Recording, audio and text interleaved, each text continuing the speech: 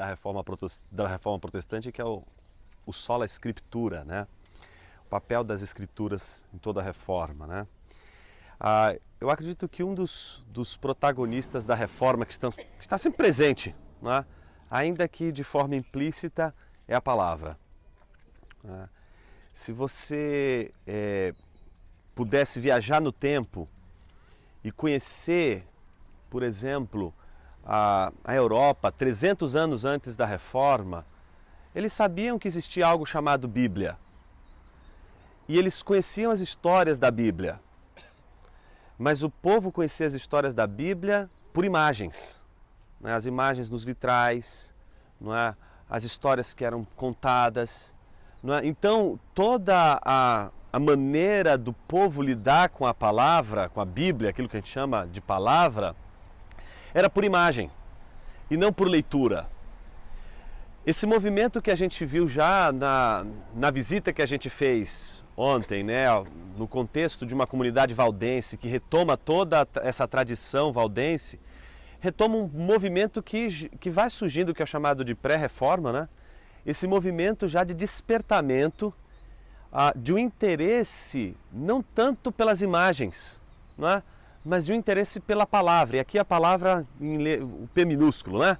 Palavra como texto, palavra como aquilo que vai ser de alguma forma tratado de uma maneira heróica por esses homens, né? Muita gente vai morrer justamente por conta disso.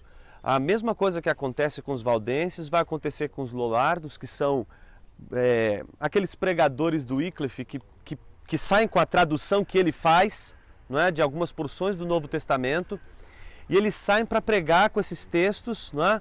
Então, muitos deles são queimados juntos com esses textos. Então, a reprodução desse texto leva muito tempo, leva no mínimo 4 meses para eles transcreverem, poderem ter isso em mãos e saírem pregando novamente. Isso só vai mudar depois lá na frente com a invenção da imprensa, que isso vai, de uma vez por todas, inibir essa reação da igreja que impedia o tempo todo das pessoas terem acesso à palavra pelo conceito que elas tinham de missa, não é? As pessoas não podem participar da palavra, elas têm que receber a palavra mesmo que elas não entendam. Elas não podem cantar na igreja, elas têm que ouvir os monges cantando, elas têm que ouvir a igreja docente ministrando, porque elas recebem isso. No momento em que eles começam a pregar a palavra no vernáculo, na língua do povo, isso começa a mudar. As pessoas começam a ter acesso às escrituras. Não é? A reforma protestante nunca defendeu a ideia de que você poderia interpretar a Bíblia livremente. Mas a reforma sempre defendeu a noção de que as pessoas deveriam examinar livremente as escrituras. E examinar é ler as escrituras. Então o papel da reforma protestante em termos de alfabetização, leitura, é de uma assim, manifestação impressionante na história. Mas talvez um dos pontos fortes sejam quando perguntaram para Lutero, não é? Como é que você conseguiu fazer tudo isso? Não é? E a resposta dele foi muito singela, eu acho que representa muito o que a gente está vendo aqui nesses dias, né? Eu não fiz nada, a palavra fez tudo. Não é?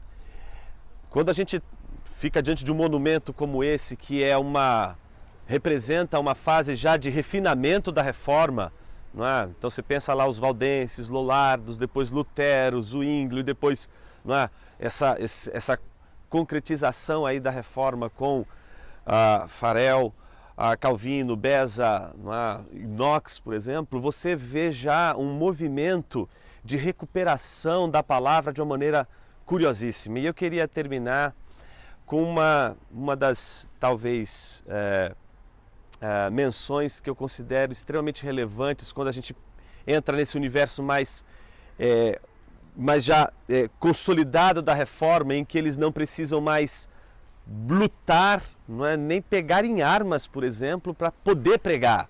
Eles já têm acesso ao púlpito, e uma das coisas importantes da reforma de Calvino aqui foi a pregação.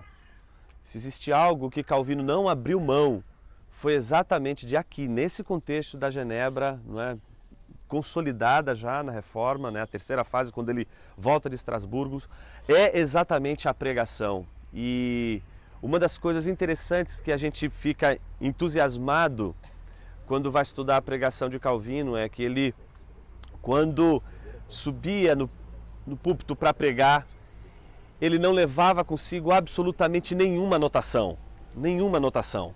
Não é que ele estava pregando de improviso. Ele já tinha feito todo o dever de casa. Ele tinha estudado o texto. Mas quando ele subia apenas munido das Escrituras. Apenas munido das Escrituras. E um sermão belíssimo dele, em Gálatas capítulo 1, ele diz uma coisa muito interessante, é com isso que eu queria encerrar. Ele diz assim: se todos os pregadores crescem na palavra de Deus como um meio de salvação, um meio de se entender a verdade da revelação de Deus, as pessoas não precisariam mais de imagens, porque um pregador assim faria com que as pessoas vissem e imaginassem o próprio Cristo crucificado e sangrando na cruz, sem precisar olhar para nenhuma gravura, sem precisar olhar para nenhuma fotografia, usando única e exclusivamente o poder da pregação e do ensino. Eu acho que isso é fantástico, porque a igreja deu a imagem para o povo pronta. Então as pessoas olhavam para a imagem pronta. O que a Reforma fez? Por que a gente vai impedir as pessoas de elas mesmas fazerem a imagem delas? De elas mesmas produzirem a imagem delas internamente? Então eu acho que a gente pode ter a oportunidade de relembrar o poder que a Reforma tem em termos de considerar a palavra de Deus como o foco, justamente porque ela deve ser o fundamento da nossa imaginação, o fundamento da nossa criatividade, o fundamento da nossa maneira de enxergar o mundo, a nossa maneira de olhar as coisas.